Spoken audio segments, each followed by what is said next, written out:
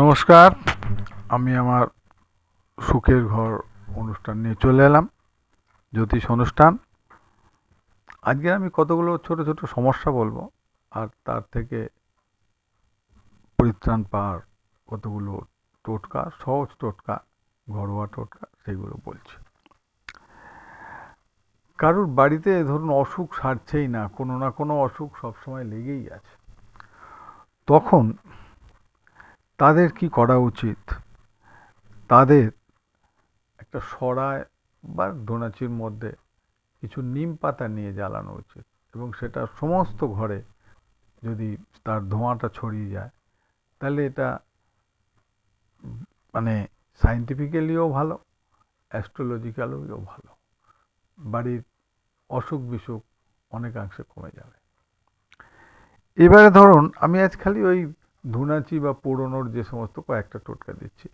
এবারে ধরুন বাড়িতে মানসিক অশান্তিতে অনেকে ভুগছে, মন অনেকের ঠিক নেই, বা অশান্তির জন্য ঝগড়াঝাটি হচ্ছে, বিভিন্ন রকম সমস্যা দেখা দিচ্ছে, তখন তাদের উচিত ধুনা গোগুল মিশিয়ে ফোড়ানো। কেবলমাত্র ধুনা না, বা কেবলমাত্র গোগুল না, ধুনা এবং গোগুল মিশিয়ে ঠাকুরঘর থেকে শুরু করে সমস্ত ঘরে তার ধোঁয়াটা দিয়ে দেয়া, এবং এটা প্রত্যহ করবেন অন্তত 21 দিন।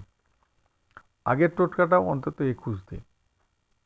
নিম পাতাটা প্রতিদিন না দিলেও 2-4 দিন হয়তো বাদ দিলেন, আবার করলেন, এরমভাবে করতে থাকুন। কিছুদিন করলে দেখবেন অনেক উপকার পাবেন। আর একটা টোটকা বলি।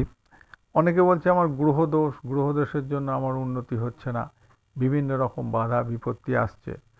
তখন সে ওই একটা সরার মধ্যে কিছু সর্ষে নিয়ে পুড়িয়ে তার ধোঁয়াটা চতুর্দিকে, বাড়ির চতুর্দিকে ছড়িয়ে দেবে।